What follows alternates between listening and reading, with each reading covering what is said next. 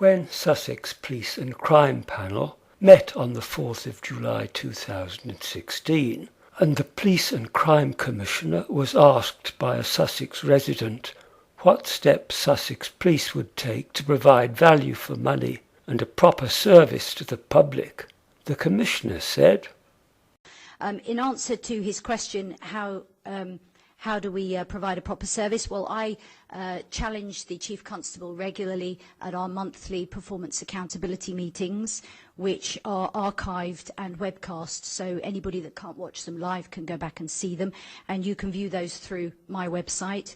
And there you will see me challenge the Chief Constable around issues that really matter to local people. Having watched only the first few minutes of the July accountability meeting, I wish to view a whole meeting in order to examine more closely the Commissioner's idea of accountability. Accountability took a holiday in August, and the live webcast scheduled for the 16th of September was not transmitted. So I relied on a recording of that meeting for this video. With me I have Giles York, Chief Constable. Bernie O'Reilly, Deputy Chief Constable. Mark Street, Chief Executive, Sussex PCC's office. And I'm Katie Bourne, Sussex Police and Crime Commissioner. The recording is just under 70 minutes in length. The meeting had a pre-arranged agenda which listed 11 topics. The meeting's first item was not on the agenda. The Commissioner asked the Chief Constable to reflect on policing since the July accountability meeting. Maybe the sort of top 3 or 4 reflections on some of the things that's happened with Sussex Police in that period of time. Absolutely, Katie. Thank you for that opportunity. Staff have worked incredibly hard. I'd probably just like to raise 2, I think, quite exceptional cases with you. Joden Hunt from Eastbourne drove his car into a car with 2 other people in it on Eastbourne seafront, killing them.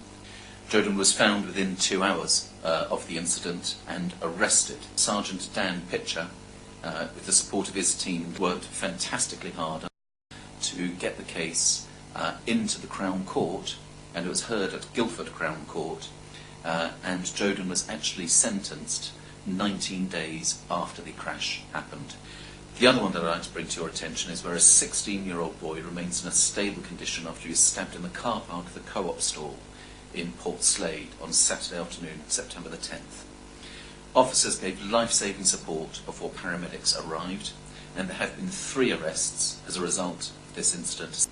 Okay, and I think also from my part is to highlight the exceptional work of the emergency services for the tragic events at Canberra Sands as well. Absolutely.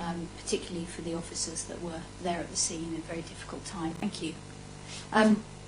We'll move on. So, crime and community safety, and really for me, this is about policing of pride. And I have to say, it was a fantastic event, really well organised. So, ask you about reflections on the policing operation. Sussex Police did a really good job around this. Hugely successful event, between 100,000 and 200,000 people there. We didn't have any more arrests than we did on a typical Saturday night. This was a huge success for both the community and for Sussex Police. And very welcome. So again, big thanks to officers that marched. But I was very pleased, and I know members of the public with the event. So huge congratulations on the way it was conducted. Violence against the person. The number of violent crimes recorded during April to August 2016 had increased by about 25% compared with the same period in 2015. Such an increase had previously been attributed to more accurate recording of crime. Do you think the impact of these changes to recording practices has now passed? I don't think they've passed at all at the moment. So you will know we've had 27% increase since the 1st of April, which is about 4,000 more recorded offences. Our increases are in line with national increases in terms of timescale, and also within our most similar group. We haven't had a stable 12-month baseline because of changes in classification, legislative changes, and also new legislation. It looks like the vast majority of the increase is around recording, particularly social media-driven harassment type offences, where there's no physical injury. How we compare nationally, we are below the national average in terms of risk as an area. What do you mean by that? You're giving me assurances that the risk of crime in Sussex hasn't increased, and you feel comfortable that the police response is where it should be at this time, yes. And so the public could feel reassured around that. Definitely. Thank you. We'll move on. Right, so now we're moving on to the non-emergency call handling times. So currently, 43% of non-emergency calls were answered within 60 seconds across August this year, which is 32% under forced target, with the forced target being 75%. The Commissioner then said that the 999 responses had also taken longer. But I'm not adding any more that was said, because what the Commissioner and the two police officers said about the subject might mislead the viewer, as they do not say what they mean by answering the telephone. This YouTube video includes a member of the public complaining to the Commissioner about the length of time taken to get an answer to a 101 call. My question refers to the 101 non-emergency telephone service. I'm concerned at the length of time one is kept holding whilst waiting for the call to be answered. The non-emergency calls, the 101 that you refer to, since April, performance has dropped from 74% to 54% of calls to the 101 number being answered within the target of 60 seconds. The forced target is 75%, so we need 75% answered within 60 seconds. The average wait time being 17.5 seconds per call. I've no dispute that the calls are answered within your 60-second target, but it's then the length of time one is kept hanging on, waiting to actually speak to a person. The call is usually answered, and then you're told you're in a queue, and you hold and hold. Now, could I ask that you consider henceforth that you do monitor the holding statistic rather than just the answering statistic?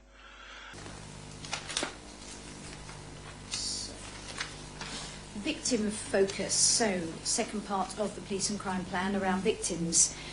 So the Home Office, it's not theirs actually, it's the Parliamentary Justice Select Committee, have just produced a restorative justice report. Are you happy that you're complying with the code? Yes, I'm happy that we've done everything we can to put the code in place. Actually, about what happens and the level of support that we give to victims, I am incredibly happy with.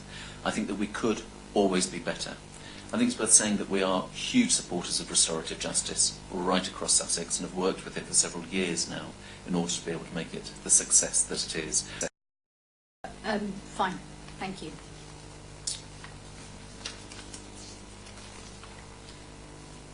So that takes us on to public confidence and the HMIC Crime Data Integrity report, which was published last month, which actually showed Sussex Police's approach to crime recording to be good, with 95% of all recorded crimes being recorded accurately. And I think HMIC, in their way, praised Sussex Police, and I have to say I'm very pleased about this, and you should take huge comfort in this one. I think members of the public should as well, because there's been a clear and consistent improvement in crime recording over the last 2 years in Sussex, and certainly Sussex Police came out a lot better than many other forces. So I just wondered how you'd reflect, if you'd like to reflect on the findings of this report. I agree with you. I think this reflects on incredible hard work by an organisation. We were at the South East Regional meeting of chiefs and PCCs yesterday, and there was a lot of there were a few chief constables around the table there who were quite keen to understand how Sussex had performed so well. I think there's quite a few chief constables across the country. Just this morning I met with our HMIC staff officer, point of liaison for Surrey and Sussex Police, and he was saying they've had approaches from 6 or 7 people around who do we talk to in Sussex in order to be able to understand what is it that they're doing to get it right. I think this is a phenomenal achievement by the force. Let us examine what the Commissioner has just said.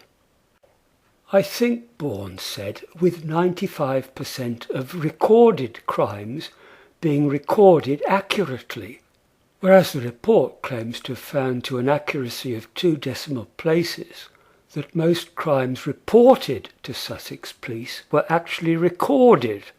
I've not tried to make out what HMIC means by recorded. Presumably most reports of crime are automatically recorded digitally when victims are able to speak to the police over a telephone system. Perhaps it refers to the transfer of some of that data to the official crime reports database. The adverb accurately does not appear in the report, though the adjective appears in a paragraph about a source of inaccuracy, temporary sergeants having insufficient knowledge and experience to supervise accurate crime recording. Bourne's use of consistent seems to be her own invention. It only appears in the report in other contexts. A further problem relates to the force's supervision of crime recording decisions. That supervision is inconsistent. The force must ensure that it consistently uses classification N100 on all relevant occasions in order to minimise the delay in recording an offence of rape.